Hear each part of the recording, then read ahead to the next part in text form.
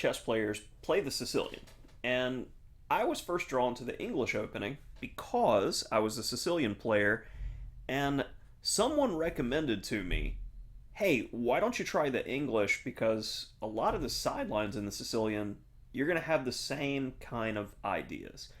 And I'm going to show two games in this video. Both of them have what I describe as an automatic plan in anti-Sicilians, as well as in the English opening, where it will frequently occur. So, what do I mean by the automatic English plan?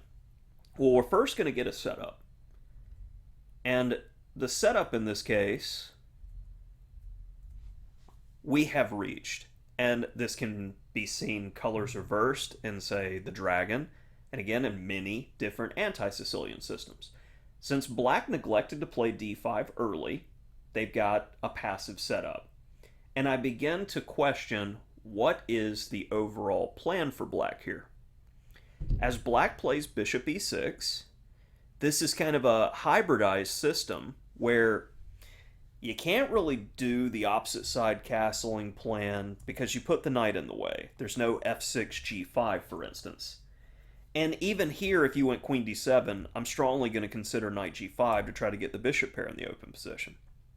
Okay, so the other plan, with the bishop here, maybe they're looking to waste a full tempo from earlier where they neglected to play d5 to play d5. So these are the only two realistic plans I see, and one of them's already off the table. So if you're playing for d5, maybe I should go bishop g5 to play against this idea. And we're going to emphasize now the next phase of the plan for white. Well, black goes queen d7 in this position. What zone of the board, king side, center, queen side, should we be playing? And there we have the natural automatic English plan.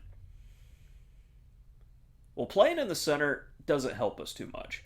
Moves like e4 may seem natural, but you're just making the bishop worse unnecessarily here. There's nothing to prevent by playing e4, so don't do it. This is going to be a position that's closed in nature, so I didn't have a problem moving the bishop here to take this knight. If I'm not playing in the center, am I playing on the king side? Well, I'd have to get my knight out of the way, play f4, and it's possible, but I'd be weakening squares, and it looks like with the queen-bishop battery, they're looking to attack me on the king side. So then I turn my attention to the queen side. If black castles queen side, we're definitely going to need to attack over here. Rook b1. a3, b4, a very clean and straightforward plan. So after rook b1, my opponent plays h6. Again, didn't have a problem with making this trade. And when he takes with the g-pawn, I understand he's really wanting a big attack. The ideal would be to just get all of these trades and then mate me on the open h-file. So as long as I can delay or prevent this from happening, I can do pretty much what I want on the other wing. So a3, continuing with my attack. And if the opponent did something like a5 here, this is the key idea to make sure this break works anyway. We're going to go knight e1, we're going to go knight c2, and then we're going to force through b4. In the game, my opponent went f5. Nothing preventing us from gaining space. We see h5. Good time to open up the b file. Now back to the thinking process that we've been working on. I've completed the opening. Didn't have to think too much to get to this position because I put my pieces on reasonable squares and then completed the one plan that's available to white in the position that's reasonable. So what is the most forcing move? What is the most aggressive move? How can we make progress? Well, the b file is open and we've got a bit of pressure there. Queen b3, hitting the b7 pawn. Rook b8 is played. Now, if that c6 knight moves, I could have knight takes e5 in some variations.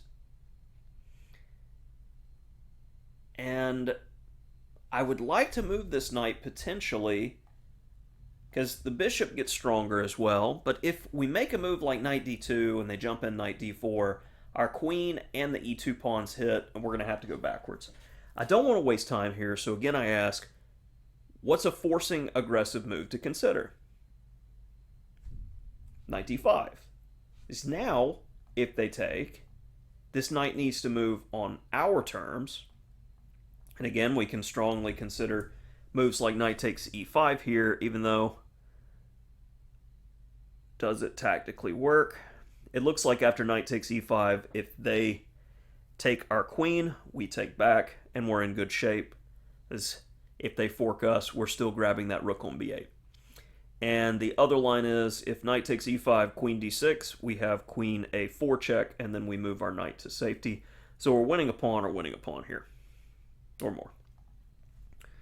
So knight d5, my opponent goes h4. So again, the only thing I have to worry about is the attack. He's clearly not going to capture that knight on d5, so let's get rid of an attacker. And with this queen going to a non-optimal square, this is going to take more moves for the attack to be dangerous. So say, okay, I'm going to play knight takes h4. And you can sacrifice, but I've got plenty of time here, and my main idea is I'm getting rid of the f3 knight being in the way, an aggressive move. I'm lining up bishop takes c6. They cannot capture because they're going to hang the rook on b8. And after rook takes h4, completion of the tactical idea. When up material, simplify the win. And let's keep it simple. It would be very easy to just grab the rook, but be critical. Like, when I ask students, what are you supposed to do when you're up material? Trade down. Okay, no, it's simplify the win. This implies making your life easier by taking away opportunities from the opponent. So in this case, if you could trade down pretty much everything, you have no chance of getting checkmated and no chance of a perpetual. So can I get a lot of pieces off the board? Absolutely. Queen takes b7.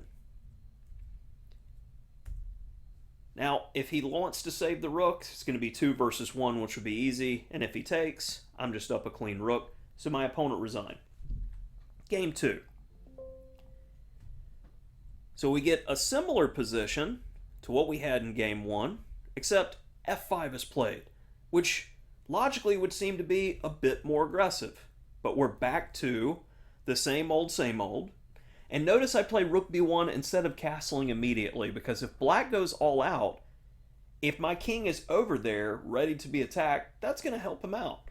Here I could easily go for a move like knight d2 and play flexibly in the position. But as soon as my opponent goes knight f6, we're back to that theme that we saw in game 1, bishop g5, a3, takes, castles. And now a5 is played to try to play against our natural break. Back to that key idea I mentioned in a sideline, knight e1. And it seems like this tack is menacing on the king side. I see it as overextension from experience. I'm not worried about the attack because that attack is very, very difficult to execute properly. And I'm so solid, it's going to take so many moves. My plan is much easier to accomplish. Knight c2, followed by b4. And as everything liquidates, my pawn structure is flawless, whereas black has all of these weaknesses. And though you have the bishop pair, is it really the bishop pair if it's not doing work? The opponent goes queen f7 as I was hitting the b-pawn and continue to hit the b-pawn twice. But then that opens up the idea again, what is the most forcing aggressive move? You've livened up the queen and the king. Bishop d5. What's the only claim to fame black has in this position? The bishop pair. What's the only move to prevent the loss of the queen here? Bishop e6. Now I want to make this trade, But am I forced to do it immediately? What is the most forcing aggressive move? Well, the b-pawn's hanging. In between move. Grab the pawn with tempo, give the opponent more room to go wrong. Queen e8. Now's a good time to take. And that's a fantastic square for the knight, threatening forks as well as maybe grabbing that bishop. But honestly, I'm not really considering capturing the bishop here, as the knight is far superior. And yes, when we're up material, we look at simplifying the win, but I like the knight. I like the tactical and dynamic potential of the knight. So capturing that bishop isn't an immediate thought. But black goes bishop d8 nonetheless. So how can we improve the position and get ready to force things along? So the only chance that black has in this position is like this Hail Mary attack on the king side. If we're able to force a trade of queens, the game is essentially over. So I look at how we could make this a reality, and I want to improve my pieces. So queen b3, this lines up a potential x-ray on the king and queen. And I'm looking at playing the move c5, because then we have all these tactical possibilities with discovered check. My opponent goes f4, I continue with my plan, and now king h8 in order to attempt to avoid these nasty tactical moves like knight e7 check would have been devastating. What's most forcing? Well, taking the pawn, of course. After queen takes, look at most forcing, most aggressive moves.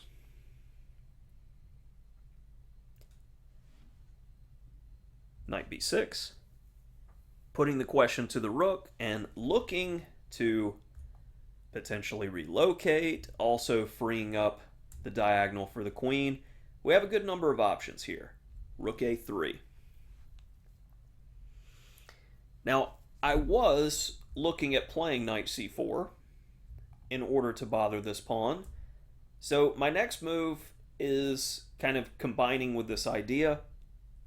Queen b2, simply getting the queen off of an attack, keeping her to where if my rook gets attacked, my knight can move out of the way. Also, I need to keep defense of this knight as there is a double attack on it. But in the meantime, making sure this pawn structure can't easily move forward, preventing the attack and building pressure. Queen c6. So let's go with that natural move.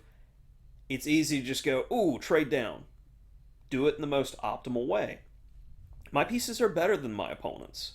So here, I probably should just play queen takes a3, honestly, because I'm hitting the rook as well. But maybe I'm just enjoying myself far too much, and I play knight c4, which does a bit of everything.